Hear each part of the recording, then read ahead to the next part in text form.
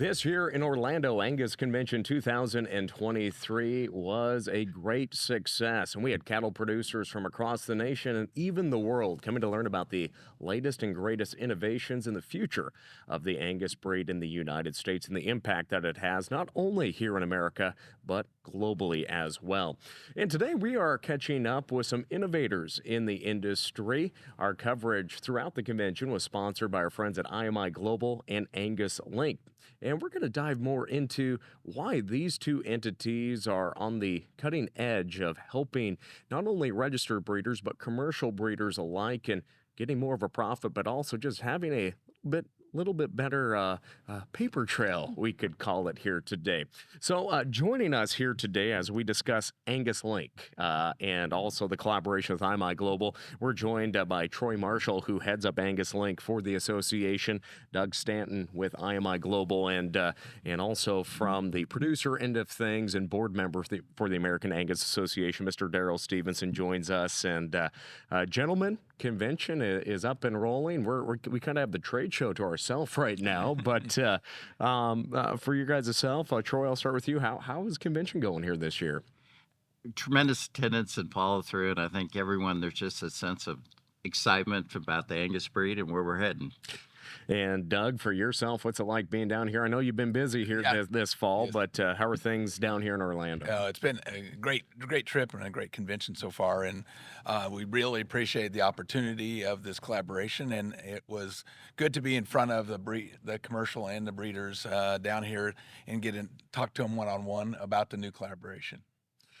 And Darrell, for yourself, a little more responsibilities being on the board, but what's it like to, we had a few inches of snow last week up in Montana, but what's it like being down here in Orlando with all your family? I will admit it's nice to see a little Florida sunshine right now. It's significant, drastic difference in temperature change than what we had last week. So, well, to begin with, Lane, thank you for actually hosting this. This is exciting to spread our word. As far as the convention, I can say nothing less than soaring optimism across the industry. We've got really good attendance here, but more than anything, membership engagement, great opportunity, as you know, to network and then learn. And we've got a lot of new things, young programs going on and new programs rolling out. So it's critical for the membership to be involved. Well, and I mentioned innovation. Obviously, ranchers have to be innovative to stay in business, keep those multi-generational ranches going, or new people to agriculture. Maybe it's first generation. Maybe they're looking at being a registered producer or just being more profitable in that commercial space. And AngusLink is a program that has been around for a few years, but obviously there's some updates that have occurred to the program. And, we talked yesterday with so many of the producers and leaders within American Angus Association. I was joking yesterday with John Sticka with Certified Angus Beef about those crazy ideas that came up back in the late 70s to come up with Certified Angus Beef brand. And what was viewed crazy is now a successful execution of the Certified Angus Beef brand that supports producers, supports demand for beef, increases the demand from those commercial producers to want to have good quality genetics in their herds. And this is an extension, not of CAB, let me be clear, but one of those opportunities. And so Troy, for a person that hears AngusLink, link it to them. What is AngusLink when you were talking to a registered breeder and then to one of those commercial breeders? Oh, that's a great question. And from a seed stock perspective, AngusLink is really a customer service tool. It gives them the opportunity to help their producers capture the value of those superior Angus genetics and the management they're putting into their cattle, and it helps build relationships with their customers. From a commercial standpoint, I think we've all been frustrated where the lower end cattle have tended to be subsidized by the better cattle, and we just didn't have a way of really objectively describing the genetic merit in cattle. And so the AngusLink program is designed to describe those cattle in a way that we can actually reward the better genetics. And Doug, from your perspective, we'll expand more about the collaboration between AngusLink and IMI, but let's just talk about IMI. In the last few years, that they have really created more opportunities for that third-party verification. But for our audience members that maybe aren't familiar with IMI, Okay. let's maybe share more about the Sure, business. sure. Yeah. IMI Global, we started our verification business in 2005, right after we lost access to Japan. And the only way we are going to get back into that market was source and age verification in the cattle under 20 months of age. So we were the first PVP, process verified program under USDA AMS that verified source and age in the U.S. And since that time, we've added other programs, the NHTC non-hormone treated cattle, our own verified natural beef program, a Never Ever 3. And then here in the last 3 years, we've added our CARE program, our beef care, and CARE is an acronym in itself, and it stands for Community of Agriculturalists that Respect the Earth. And we have that program launched, and we've had participants of, it's our sustainability platform, follows the framework of the U.S. Roundtable, and it has been very successful for us. We've got close to 1 million head that have been enrolled since that kicked off that program, and it's been a great, as we talk about the collaboration, it's a great opportunity for the AngusLink customers that didn't have access to that program in the past. Now, as part of the collaboration, they do. So, how important is it for that trust with consumers to really through that third party verification? How vital is that when we're talking about this program, and then just that trust also that producers have that this data is being handled in a manner that is their data, and it's not, it's their data. Yeah. So confidentiality is always key to us, and we protect that information for the producers. But third-party verification is essential for validation of whatever trait it is that the product is, the claim is on the product. So we feel very strong that third-party verification is needed, and the consumer's demanding it. So I feel like that's where the collaboration has worked. And then, then this program, just like it was in the past, is under a USDA process verified program. So you have another, there's a third party overseeing us. So we have those that assurance for the producers. So Troy and Darrell, you can jump in too. When we came to this opportunity to collaborate with IMI and AngusLink, what was that discussion like about really partnering with one of these businesses that already has trust from producers out there to keep this program growing and get more cattle enrolled in it? Yeah, from our perspective, I think we were looking to gain critical mass and get broader use in the industry. And IMI was recognized as the leader in verification services. And so it was a natural collaboration that worked out. There's just a lot of synergy when you consider that the Angus Association is recognized on the genetic front. And what excited me maybe as much as anything, it allowed us to focus on what we do best, and that's verify Angus genetics and verify genetic merit in feeder cattle. And then we utilized IMI skills and reputation, on the PVP side of things. And so we talk about it. We kind of put each of us in our own lane again, where we really needed to be. And combined, it's 2 + 2 = 5. And Darrell, actually, another question popped into my head there. Obviously, the AngusLink came from producers discussing how we can make more profitability for seed stock producers and those commercial producers. I guess, what was that like? I guess, what were the when the concept of AngusLink was first getting brought up?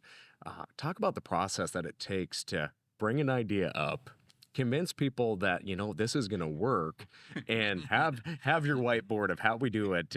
Because I think we talk about these programs, but I don't think sometimes we fully understand how much work, thought, input, criticism, constructive criticism go into rolling out a program like this.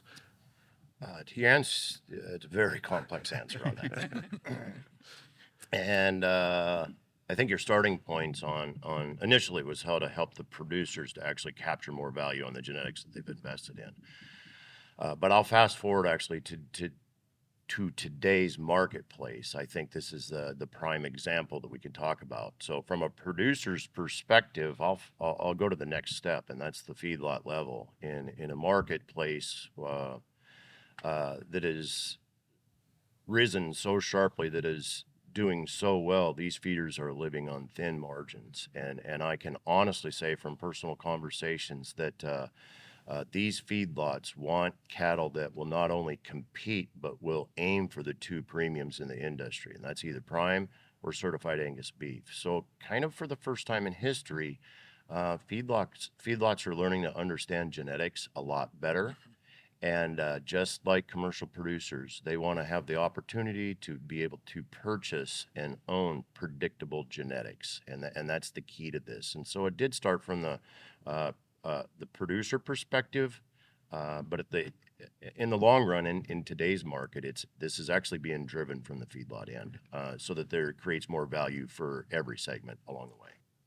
So I guess how was that process, though, talking with your peers in the industry and all the folks that had input in crafting what is now Angus Well, Link? there's always going to be doubt. New ideas are difficult to understand, and uptake is slow to begin with, actually.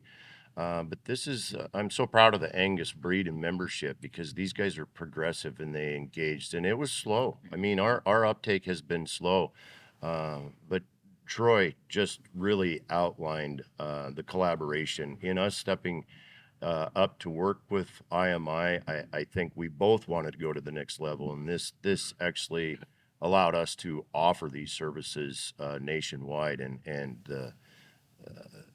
the growth that we saw this summer is more than proof. The metrics on how many extra lots that were being sold, and then I'm sure Troy's going to get into the value differences, is significant.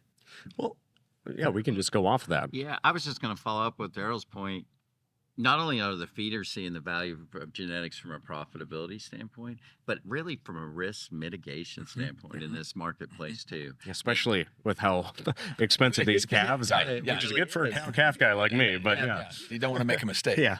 When you're making a $2,000 investment, you want to know what you're investing in. Yeah, that's exactly right.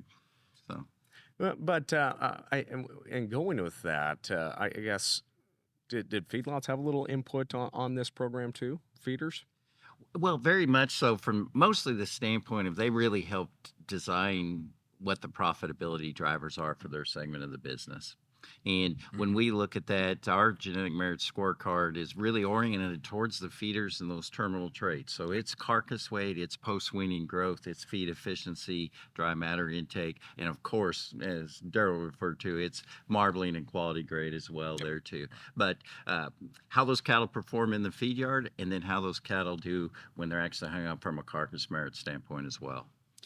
Well, I do want to talk about that genetic merit scorecard, but I do just want to take a quick commercial break, and we are going to just hear a few words from our sponsors of our convention coverage, which of course is both IMI Global and AngusLink from this year's convention. But first, these words from IMI Global. There's no question in my mind that third-party verification is important. It's being verified by someone other than me, and it just gives some confidence to the consumers that we are indeed doing what we say we do. People want the documentation. They want to know what you're doing. They want to know where the food they're eating, where it came from. By verifying and documenting and having transparency, that they can move forward, and it's a third party that's telling that story, it's to everybody's benefit.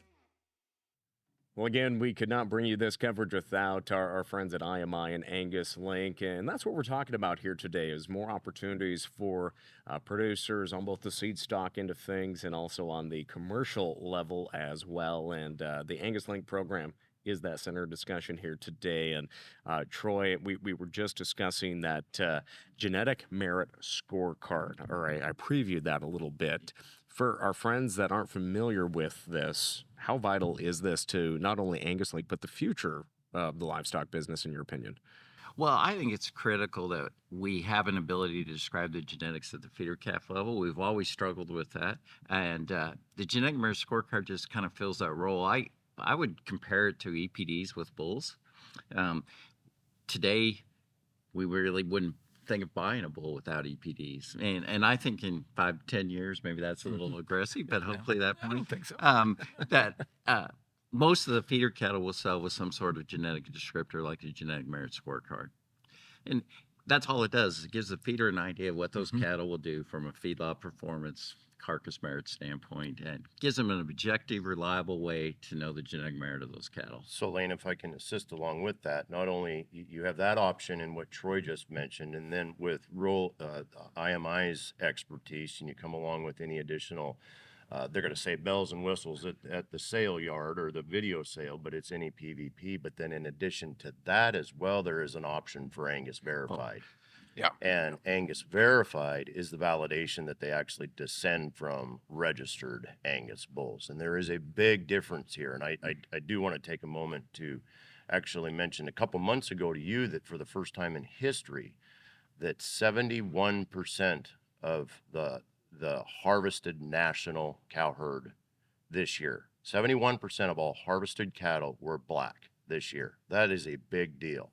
The year that Sarah and I were married, almost 30 years ago, that was 35, 36%. It's more than doubled in 30 years. Well, why that's significant is they're not all Angus. They're black.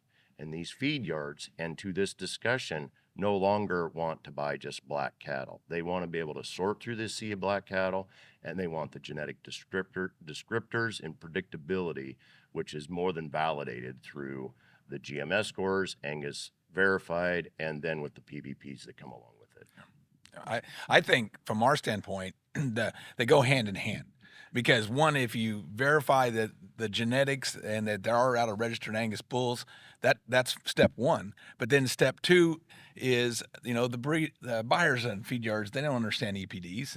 And they aren't going to look at all the registration of those bulls and say, oh yeah, I know what that is. So they need some kind of number. They need some kind of number to go off of and be able to compare lot A to lot B.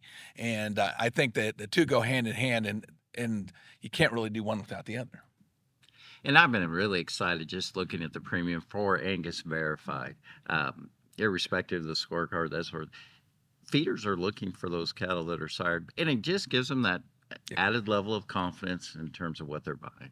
And talk about the validity of the data. I mean, the background, the third-party validation that we've got on these scores is for real, and these feedlots are starting to actually respect that. Yeah.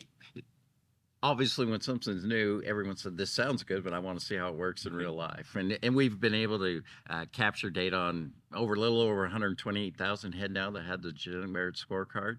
And wish I had the graphic I could show you back here, but it's actually really exciting. It does a tremendous job of predicting the performance of those cattle. It just lines up like a beautiful little graph. As the score goes higher, marbling goes up, quality grade, et cetera. So the feeders are really starting to feel some comfort level with those numbers. And not surprisingly, we know EPD's work and our national genetic evaluation, the rate of progress we've made in these genetics over the last 10 years is phenomenal. So when we look at how we capture this data, let's walk through the process for a producer that is listening or watching this conversation. How do they start to participate in AngusLink or Angus Verified? What is that process like? Is it hard? Is it easy? What do they have to do? Well, to start with, we're the ones administering the program. So they would reach out to us, and we would look at, we have an application process, and then we'd look at what programs they want to be involved in. And if they select AngusLink and then GMS, then we'll pass that on to the association. And they will go through the process like they have for years and validate that information, and then send it and then communicate back and forth if we need any additional follow-up. And then we'll take that back to the customer. So we're the conduit of that verification process with the customer directly. And then the scores go out and the certificate goes out, and with any other verification that they had bundled with. The base program for this is source and age validation. We want to do that, and that's the base program, and then with an EID for traceability. And from there, the genetic merit scorecard and the GMS are no additional fee. So we've worked with it and felt like when we get this program off the ground, we want to get it moving, and so we're not charging any additional fee for that process and for that administration of that program. It's Lane, it's a very simple process. He just outlined it perfectly. And if you don't already have an established communication with IMI, then go to your seed stock producer, your regional field man from the Angus Association, or through your marketing agency. If you're working with a video sale or a stockyard barn, they're going to have those contacts. And that is the first step of it, but it's not complicated. And they go through the process, and it's relatively painless. First time through, there's a learning curve maybe, but after that, you'll realize the value. Yeah. And from the AngusLink side, essentially all you need is your herd bull battery with the registration numbers. And, we'll walk you through the rest of that too. But in terms of really preparing beforehand, if you have that, we can get you started on the AngusLink program. And agent source verification really starts with just having the starting calving date and the ending calving date and some records there. So it's a pretty simple process. Is there a preferred time of the year when a producer if this is their first time ever maybe dipping their toe in any type of this type of work, is there a best time of the year to do this, or can it be any time? Well, I guess it depends on the marketing, where they're going. If, probably the most popular way that our customers participate in these value-added programs is through the video sales.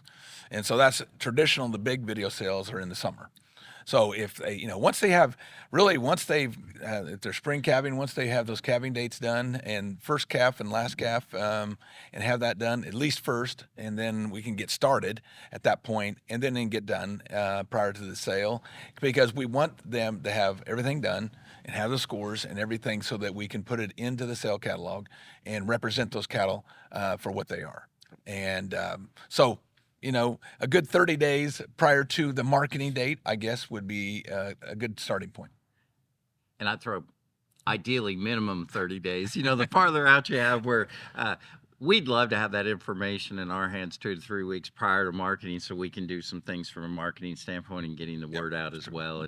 And always earlier better in terms of that. So. You're in the cattle business, man. I know. I understand.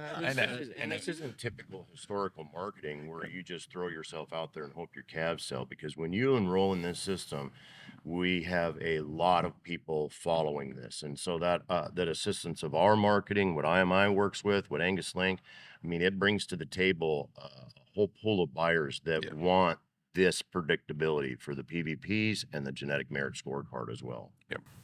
So what has that been like, Darrell? Maybe a producer that comes to one of your bull sales and purchases bulls, and maybe they saw either the Stevenson Angus little logo on the video sale, but also maybe Angus Verified or AngusLink up there, and they're like, what is this? I guess, what has that conversation been like, since you can be a conduit to help producers? Because I know you don't just sell a bull, run through the ring, put them on a trailer, and deliver them. You work with producers to help create a good, strong foundation for their herds. So I guess what is that like now, working with them and saying, there's more of an opportunity to make a profit through participating in a program like AngusLink? Awesome question. I'm going to give you maybe a different answer than you expected. Current customers, I like to think that I keep in good enough communication, that they're educated and we're bringing them along all the way. It's new customers. It's actually a couple of new guys that weren't qualifying for Angus Verified, and they wanted to, and they came and their questions were, how do we get here? And then when you started talking about their basic needs on a genetic program, well, then they started to realize, well, yeah, this isn't only for my own good, but this is for the next step as well. And the whole system, the whole collaboration between actually all of us with AngusLink, IMI, and the seed stock producer, I guess if I could summarize it, it would be about confidence, predictability, and confidence. And in this marketplace today, I don't know if I've ever actually witnessed as much seller confidence as much as I've seen buyer confidence. And the buyer confidence is only here because if you're just buying generic black cattle or off-colored cattle, there's risk out there, and that's, in my opinion, the predictability and confidence that this collaboration brings to the table. Well, what are some tips that you would all share with a producer that's maybe trying to rebuild right now after drought? And they're trying to, obviously, they need to make as much money as possible if they've reduced the size of their herd. Maybe they sold off their herd and just leased out their grass. I know a lot of folks that were in that boat over the last few years, and it's really painful when you're seeing these prices. But we can't control the weather, but obviously the weather's helping these prices right now. We have that relationship, of course, with weather in the marketplace. But I guess what are your tips for producers when they're looking at trying to buy Angus influenced cattle that can qualify for these if they're rebuilding or restarting or first generation out there? Well, I'm obviously biased where you're interviewing me and who I am. At an Angus convention, no less. Yeah. But I'll just summarize it down to the core basic economic factors. And I don't need to defend my breed or who I am. Let's look at the economic factors throughout the beef industry.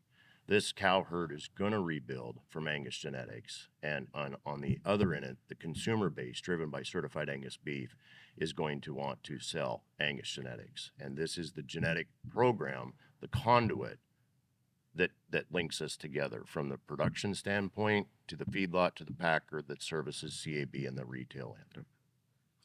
And I would kind of follow up with that. I think we're in a time of historically strong demand and historically tight supplies. And as we build back, we're also in a time where genetics have never been worth as much as they are.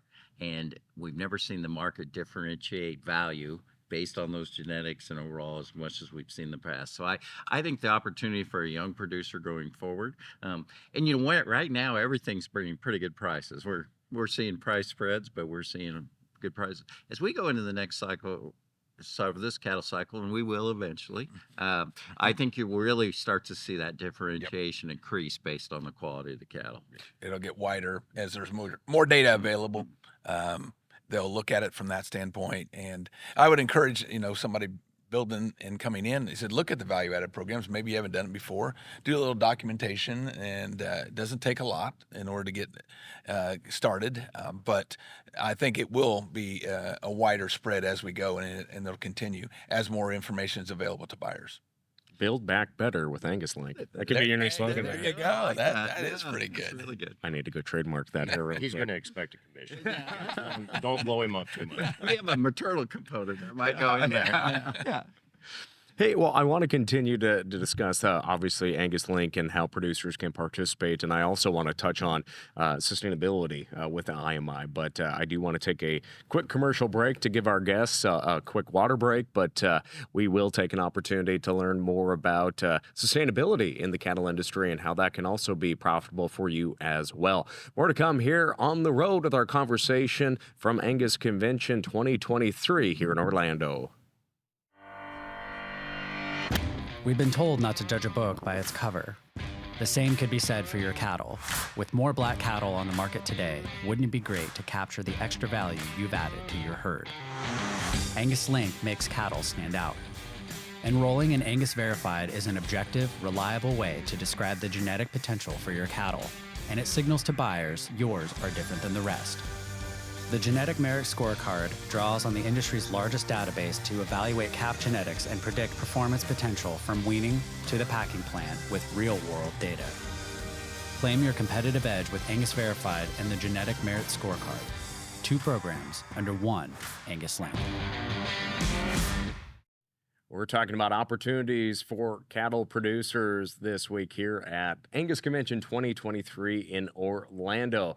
Topic of conversation is, of course, AngusLink and the opportunity it's providing producers to just see more profitability out in the countryside. Again, we're joined by Doug Stanton with IMI Global, Troy Marshall with AngusLink, and from Stevenson Angus, and member of the board of directors of the American Angus Association, Darrell Stevenson, here today. And gentlemen, as we continue our conversation about AngusLink and just all the different opportunities producers have to diversify, look at programs a little differently, and really put profitability back on the mind.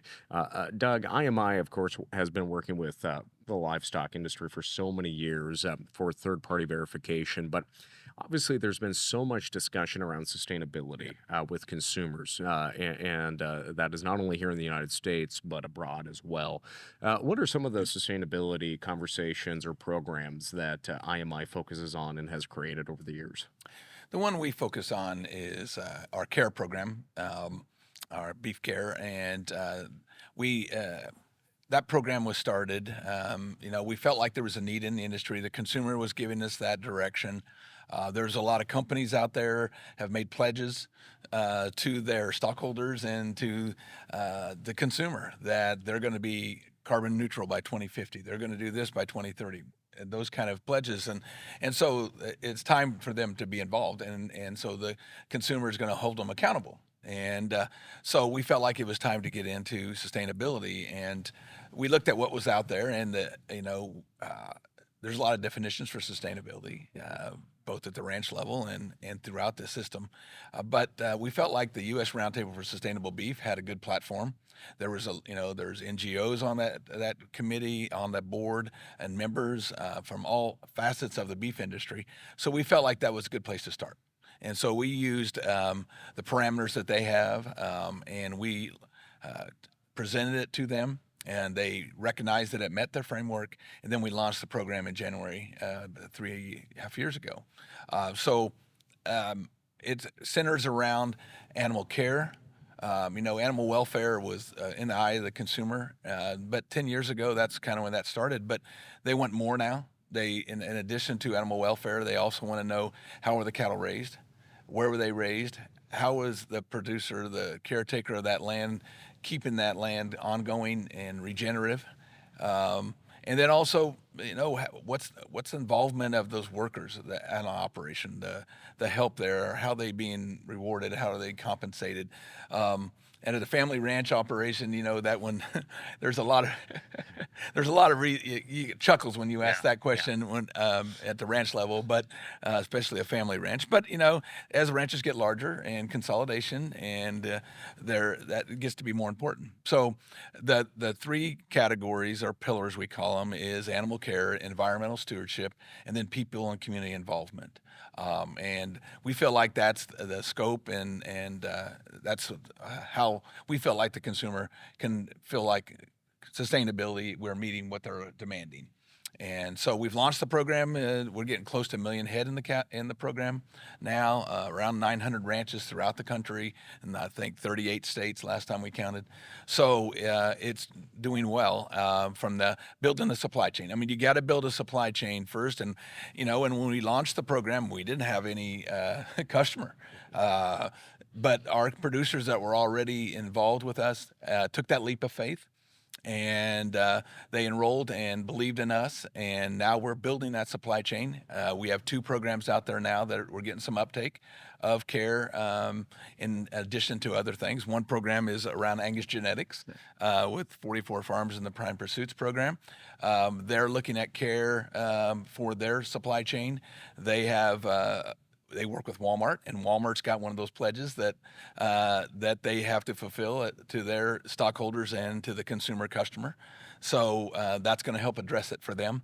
And then Tyson has a program also that they've launched that CARE is involved with. So we feel excited about the collaboration in that we've got the Angus producers now this is going to be a unique claim for them. They've been used to before with AngusLink, they could participate in source and age and NHTC and natural, but they didn't have exposure to an opportunity to be involved in a sustainability platform. And so what we feel like with this new partnership of the collaboration, it gives the opportunity for the AngusLink customers that had participated in source and age and NHTC and natural before under AngusLink. Now they have the opportunity to also be involved with a sustainability platform. And which we feel will provide additional premiums in the marketplace. We're seeing that now starting to develop, and we think that will continue and as we grow the program. Well, again, it's all about having opportunities for producers, and if they're not there, well, it's not great. When we're looking at diversifying or finding a niche market or just different ways to provide a product to a consumer that just wants to know a little more about how it's raised, as you mentioned. So thanks for sharing more on that. And of course, our friends can visit IMI and get in touch with the team there for more on the care program itself. But I know we got a busy few days and hours left here at Angus Convention, so I don't want to hold you all up too much longer. We're taping this early in the morning. At least it's not You're not trying to get to the open bar or anything at this point. But earlier you did mention before we started our conversation, there's more opportunities on that maternal trait. Obviously, out in the countryside, we know what cows. We understand the maternal nature of a cow, and we appreciate those cows so much. And producers like having maternal traits. We know that, but having the ability to really score that is also an opportunity that is being discussed right now. Is that right, Troy? Yeah, as you know, the foundational strength of the Angus breed is that mama cow, and she always will be. And from a rancher's perspective, that maternal influence is that's the factory, and it drives the equation. And so we're excited as we go into this expansion phase. We are going to be adding a fourth component to that scorecard. Maternal in number that will help those guys characterize their replacement females, bred females in the marketplace as well. So we're really excited about that. Sometime after the first of the year, we'll be adding maternal kind of scorecard to help those producers looking for the female or maternal side of the equation. And the beautiful thing about that, Lane, is what we've labeled common currency. With these genomic merit scorecard, we currently have the terminal indexes for group sets of data with grid feedlot performance and total beef value. But in adding the maternal component, you can take all three, or going to be 4 indexes on the genomic merit scorecards, group sets of commercial cattle, and it can directly be enhanced, or your bull selection. The language talks to each other, and so if you want to improve a specific trait, you come back to the American Angus Association EPD data set, and for the first time in history, then you can assist in those mating decisions, not only on individuals, but to affect that group data as well. So it's our best outreach that we can do for the commercial industry and assist with creating more value all along the way. Well, again, exciting opportunities in the business, and some may call it a brave new world, but you have to be innovative. You have to think about things just a little bit differently. And who would have thought 70, 80 years ago when every single ranch ran other type of bulls back in the day? I'm not running down any breed or anything like that, but it's amazing how things can change, but how things can also be sustained through profitability, through that maternal trait in your cow herd, and just being able to stay in business and be a part of agriculture, because that's all we want to do, right? That's why I always joke. That's why I talk for a living, so I can own a few cows. But gentlemen, any last thoughts you just want to share with our friends that are tuning into this conversation today, or maybe how they can get in touch, or just want to share some wisdom here today? Darrell, I don't want to give you a full open mic on that, but just any thoughts that you guys would like to share with our friends listening today. General discussion all through the summer. There's been a lot of questions surrounding what we brought to the table today, and I can't thank you enough for this opportunity to help share and educate our platform. It's not only video reps, but commercial customers. My only request is engage the Angus breed. Visit your seed stock producers and learn more. Just ask questions, and we're here to help. We are the business breed, and we're setting up to create value along every segment of the system.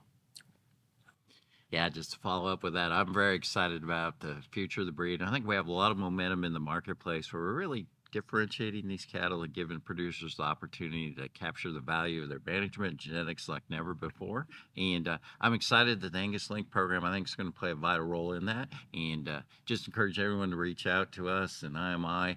We'd love to work with you and help you get started down that road. Yep.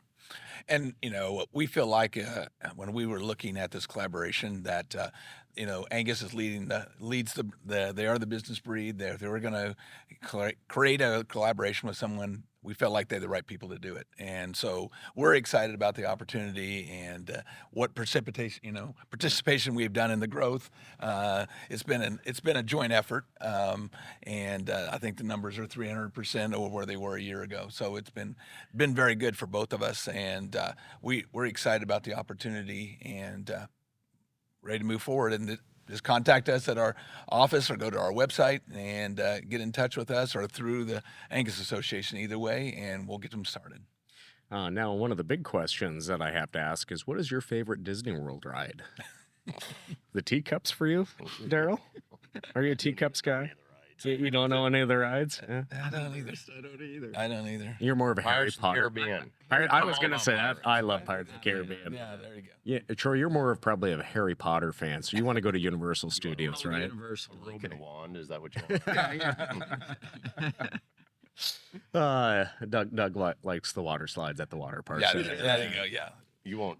We're not gonna have time for that. We won't see that. Did you guys at least see Mickey and Minnie walking? Actually, I did not. From a but distance, I did. I did not see that, but do you know who was in the hotel lobby last night? Shaquille O'Neal. No way. Kevin Arnson got a picture of him. My mom got a picture of him. He was going to the Magic game last night. Really? Yeah. Big man. And then we had the Marine Ball was here too. Yes. My son serves in the Army. He talked to an officer, and the Marine officer said, "This is the most American event I've ever been to. We got Marines and cowboy hats. Need to get everybody together." Yeah. The one night that I say I'm going to behave and go to bed early, Shaq's in the lobby. Yeah, yeah. And I did. I behaved. I went to bed last night. But, folks, thanks for joining us here on the video as well, and on our audio platforms. But I just want to thank all three of you for joining us here today, having this conversation. And again, for more information on AngusLink and to learn more about the program itself, just visit angus.org and learn more about this opportunity. With that, friends, we appreciate you joining us here today as we have more conversations on the road from Angus Convention 2023 in Orlando. For the Western Ag Network, I'm Nordlund. We'll catch you next time.